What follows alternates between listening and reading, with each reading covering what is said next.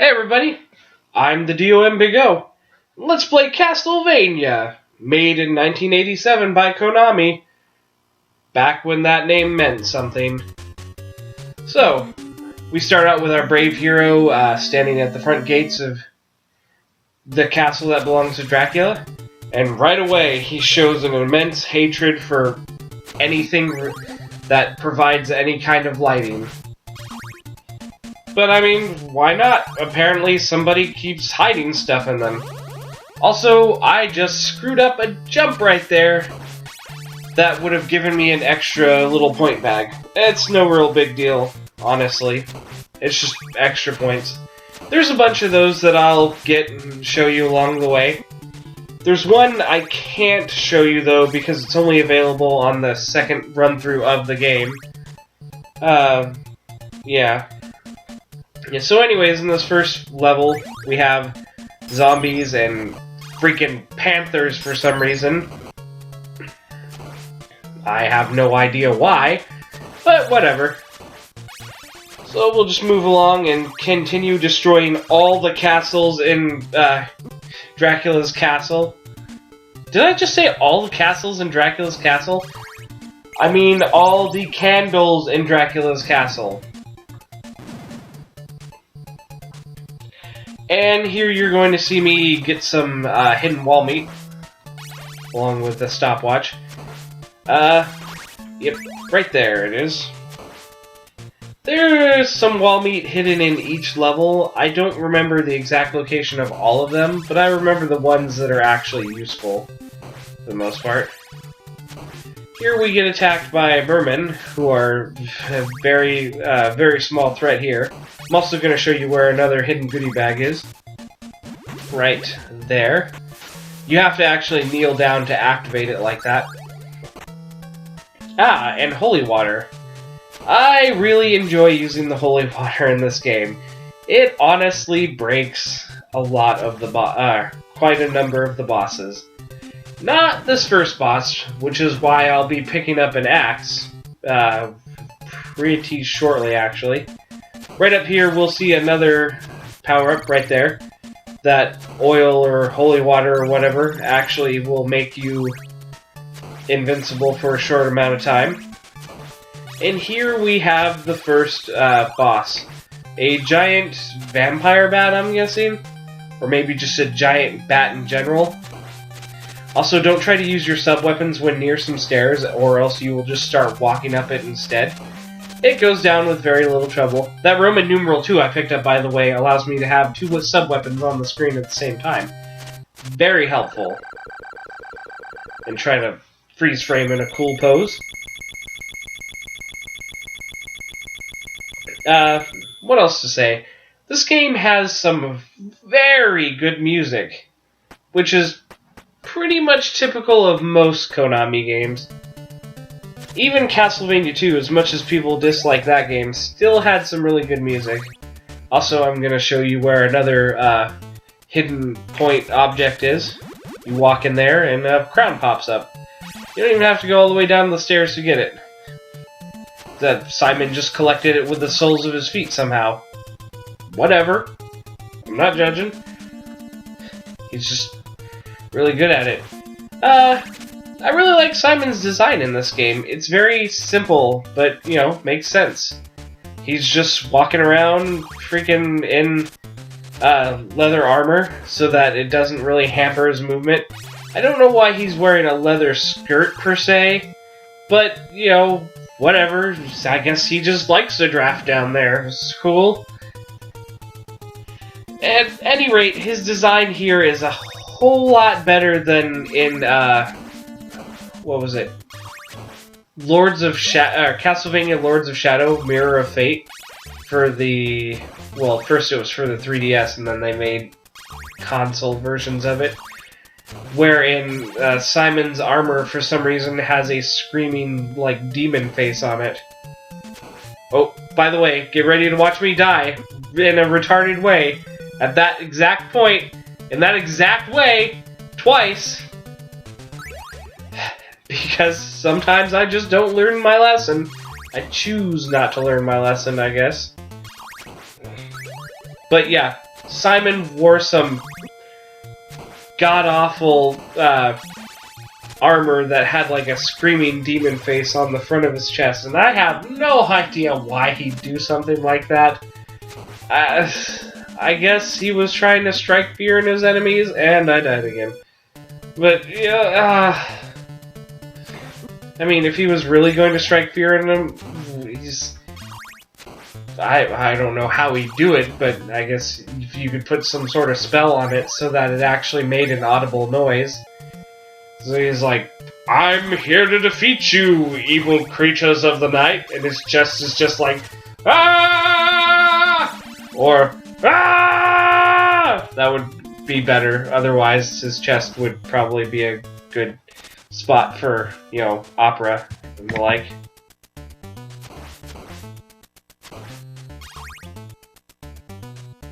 Okay, so sorry about that little silence.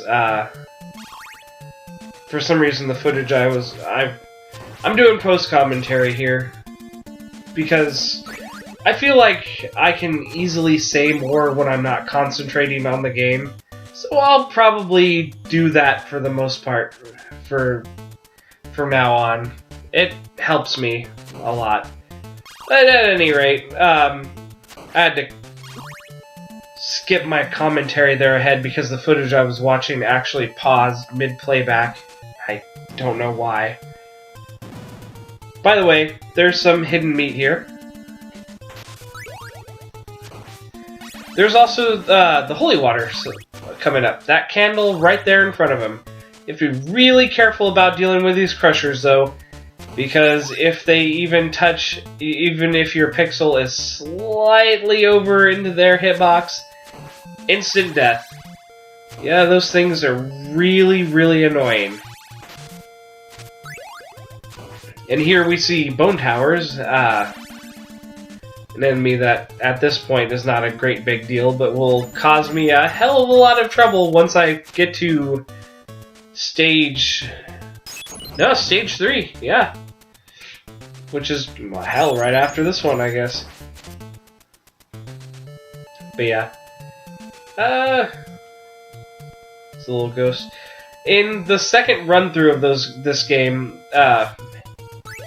enemy patterns sort of change a little bit.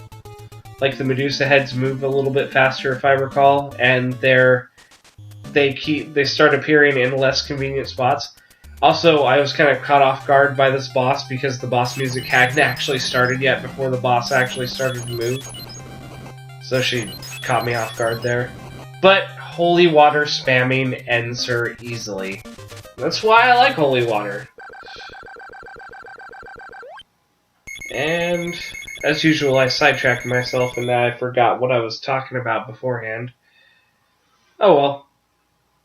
Oh yeah, enemy patterns in the second run. The Bone Towers will actually shoot 2 fireballs at once in that one. One of them angled slightly downward, if I recall. Which makes that area right there a little bit harder. Here we have our first look at some of the most notorious enemies in all of Castlevania lore. They were known as Hunchbacks in the first game, but afterwards, they were pretty much almost always known as Fleamen, because they hop around like fleas. Also, make sure you drop directly off of that platform instead of jumping, otherwise a ghost appears to chase you around. The ghost itself is really more of a nuisance than anything else, but, you know, just for the sake of not being annoyed like crazy, just do it my way. Also, I did that by accident and figured out that there's hidden treasure there. So fun. That skeleton's a lot harder to deal with if you don't have holy water.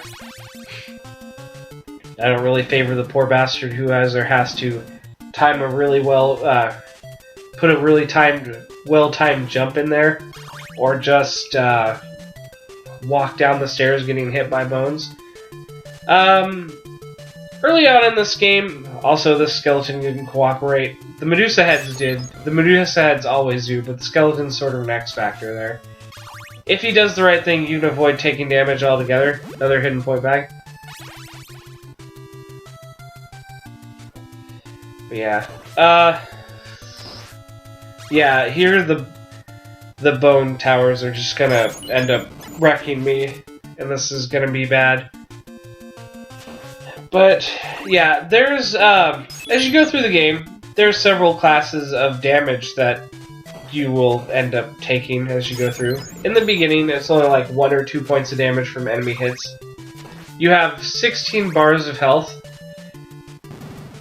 so you can take many hits and it's not a big deal. Later on, it's like right now, it's getting to be a little harder because most hits will do 3 blocks of damage from things. Once we get to level 5, which is Death's level, then it hits its maximum damage output area, wherein you always take 4 bars of damage every time you get hit. Which means you can only get hit 4 times, and it really is it's a really bad thing that happens. Especially because Death is easily the most random and difficult boss in the game. But we'll get to that at some point. For now, that first candle I whipped should have dropped a whip upgrade, but instead it does something that any candle has a chance to randomly do, which is to drop a double sub-weapon power-up, which, if I had a sub-weapon, would help, but since I don't have a sub-weapon and I was hoping for a whip upgrade, pretty much signs my death warrant here. To the point where I just said, screw it, how far can I get? Yep. Don't hold your breath, it's not going to go very well this time either. In fact, once I die this time, we're gonna cube wipe over to my actual successful run of this. Because I think I might have died one more time on my way back. Just give it a second. And cube wipe. There we are. Here we go. This time will be better. I promise. It's going to be different this time. Or will it? I actually forget if I died one more time here. I'm pretty sure I didn't. But we shall see. We shall see. I'm honestly still not being more careful, which I should have learned my lesson about by now, but whatever. Yeah, here we go. This is where... Oh, yeah, that's right. This is where an errant Medusa head that should have already stopped spawning catches me. See, they stop spawning there, and then one more shows up for no reason other than to be a dick. And what a dick it was. This time I got it, though. And this time I do it very well. You shall see. I start being more deliberate and careful with my moves.